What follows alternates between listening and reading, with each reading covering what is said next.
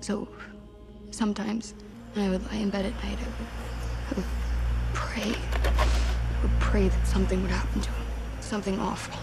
I wanted him out of life. Forever. I wanted him to disappear. The day that he died, I think that's why I just stood there, watched. Not because I was scared or weak, but because I didn't know if he deserved to be saved. Stranger Things 4 is great. Having still really enjoyed the previous series, I was kind of numb going into this new one. I was looking forward to seeing what was in store for the Hawkins lot, but especially as I tried to avoid trailers, it just felt like another thing that I would eventually get round to, with no real need to hurry. I didn't quite understand why either. I really enjoyed my time with the show, but the end of Stranger Things 3 just felt like such a satisfying ending that more felt inevitable, but was just another course after I'd already finished eating and was already full. Then I watched it, and just fell back in love all over again. There are a fair few shows that hold the title of one of the biggest shows on television, and this is most certainly one of them. Netflix's poster child and main selling point, and it's so nice to have a popular show that comes along to remind you, yeah, this is fucking good. This series has 1,000,001 characters and storylines going on, yet to me at least, still felt surprisingly focused. So let's discuss them. In the setup for the different stories, something that I do appreciate the Duffs doing each series is genuinely getting you invested back in the characters beyond just them as vehicles of stopping the supernatural threat. Also showing some of the consequences of previous series on the character. Like, of course Elle is really going to struggle living a normal life after everything, and it was really interesting to see that. And of course all of that PTSD of everything that happened throughout the first, second and third series is going to distill down into a haircut. As a horror filmmaker, unsurprisingly my favourite story thread this series is the stuff in Hawkins. It's the most classic Stranger Things story of them all, and raises the stakes in a natural and interesting way. The Duffs remembered that, oh shit, yeah, this is a horror show. That's why I love Nestle Crunch. Especially after this big boy last series, it's great to bring it back to a human fear, in finding interesting ways to combat them as well. Instead of just who's the most powerful or has the most physical strength, there's things the regular folks can do too. The visceral reaction to each Vecna kill is extraordinary. Not only seeing it for the first time, but it's just so violent and harsh, it can't help but leave you with wide eyes and an open jaw. This shit's nasty as hell. I initially thought that these were the eyeballs that had been popped out of Vecna's victims, and was so goddamn relieved to be wrong. So, you have objectively the 3 best characters of the show in one storyline, but the others still do enough to stay interesting. Side note, my hawk proves that nepotism babies can be good, like a rogue curly fry in a portion of chips. The first series saw most of our main characters unite after the disappearance of one Mr. Will Byers. In this series, it was really odd because for a few episodes he just disappears again and no one bats an eye. The stuff here is interesting with these characters, but I can see why it's taken a backseat to the other 3 storylines. I like the idea of them all going on the run. There just doesn't feel like there's too much to do. Having said that, it was great learning more about Susie. It just felt like they all got where they needed to be quite quickly, so had to just hang around until the plot was ready for them again. Ow, am I gonna burn in hell now? Oh, you tell her, Eden. Then all of the 11 stuff. It took me a little while to dig what they were doing, but when it got into the motions of it, I really enjoyed it. Exploring more of this facility and seeing what these poor kids were put through by Daddy. It was super interesting, yet horrible to watch little 11 being manipulated in this way. Especially when it cut back and showed just how young they are.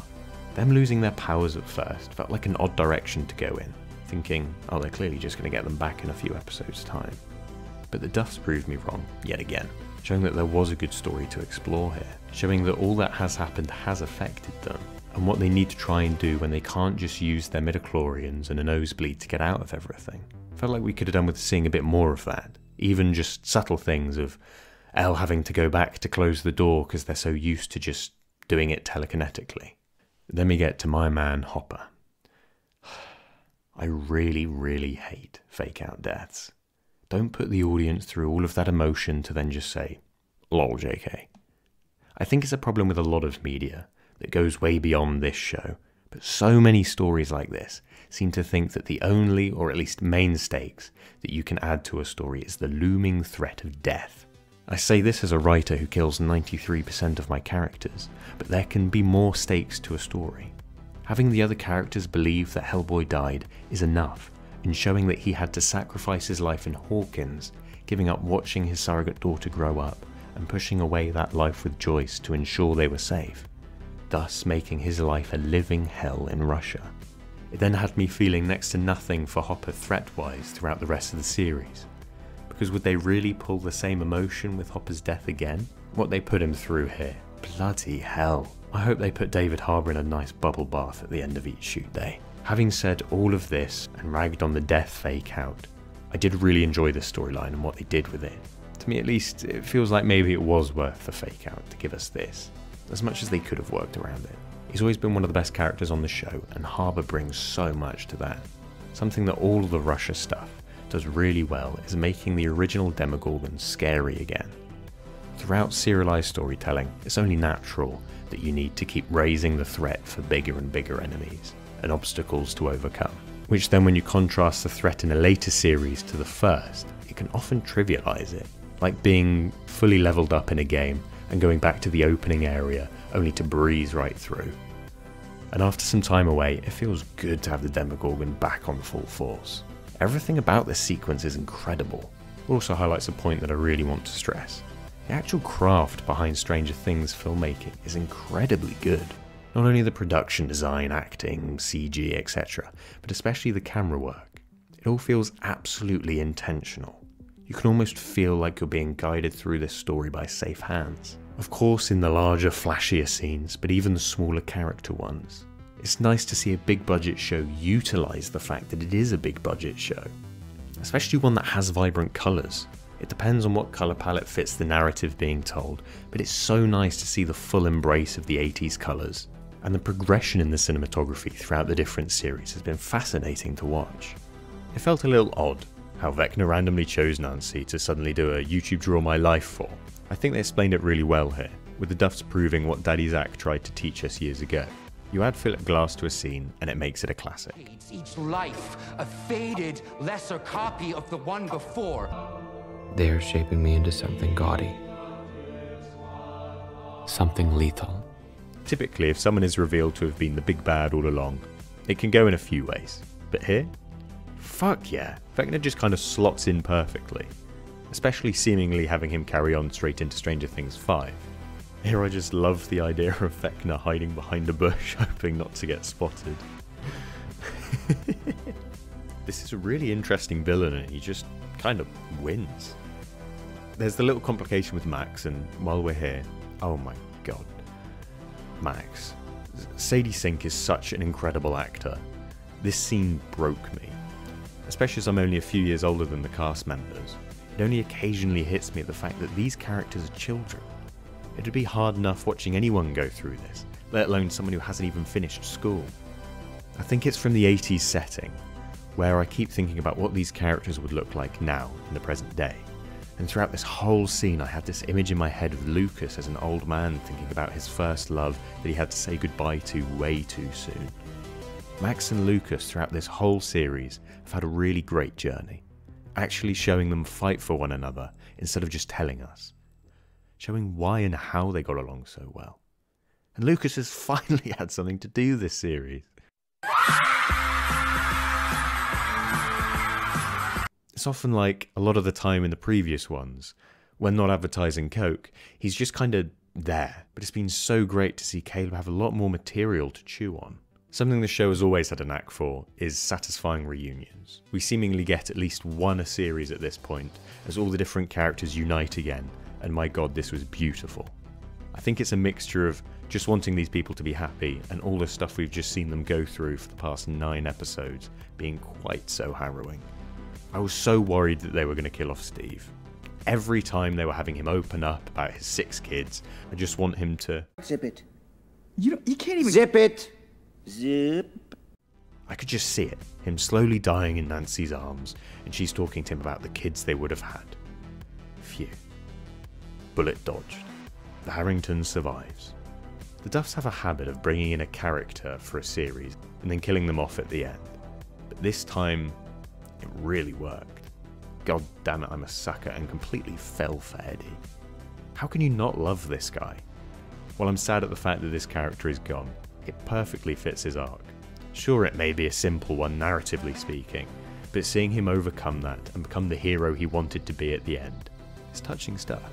Then the salt in the wound of him still being branded as the satanic cult leader. Heartbreaking. Sorry, Argyle, my man. Born in the wrong generation. You'd have loved podcasts. Something that I think is a true testament to the show and the writing is that each time it cut away from one of the story strands to go to another, I was so invested in that story where I didn't want it to cut away. Typically, there would be one storyline in particular that the audience is more invested in and just clamouring for it to get back to that story. Whereas here, each time it cut to the other place, it was a dichotomy of happy to see what else was happening here, whilst also so desperate to know what was going on from where they just cut away from. There are some brilliant cliffhangers here, not only at the end of episodes, but just going from story to story. I am always a sucker for a good cliffhanger. Shock me and leave me guessing for a week. Leave me wanting more, leave me theorising and wanting to guess what comes next. With a show like this, I must admit that the break between Stranger Things 4 Part 1 and Part 2 has been my favourite time in being a fan of this. Between the different series, there is always the question of, oh, what will happen next? But it's between each episode when the story feels current and the characters are almost alive in your imagination. That's when it's the most fun to discuss it with people. It all brings it back to Netflix's binging model. I don't want to be a Debbie Downer. It definitely works for a lot of shows, although especially at the minute when seemingly every channel or service is releasing their biggest show, it's difficult to keep up with it all. It's much easier to keep up with The Boys week by week on a busy schedule than it is all of the Umbrella Academy dropping at once and slowly chipping away at that iceberg. I'm a simple man. Weekly stepping stones along the narrative is not only easier to follow, but keeps the series in the conversation for longer. I love the Umbrella Academy and can't wait to finally dive into the new episodes. It is just easier to get up to date on Miss Marvel instead, as it's only week by week. Overall, Stranger Things 4 is an absolute triumph. Not only a visual marvel, but the character work and emotional arcs are truly something special. The Duffs, absolutely congratulations. This really is a phenomenal series of television, and to make it all under COVID as well, congratulations to the whole cast and crew. I cannot wait to see what's in store for the town of Hawkins next, but it's great to see everyone back together, and I'm just telling myself that Max is just having a quick nap and will be ready to run up that hill again in no time. Also, I would just like to say, I hope that Will and Robin both had a very happy month of June.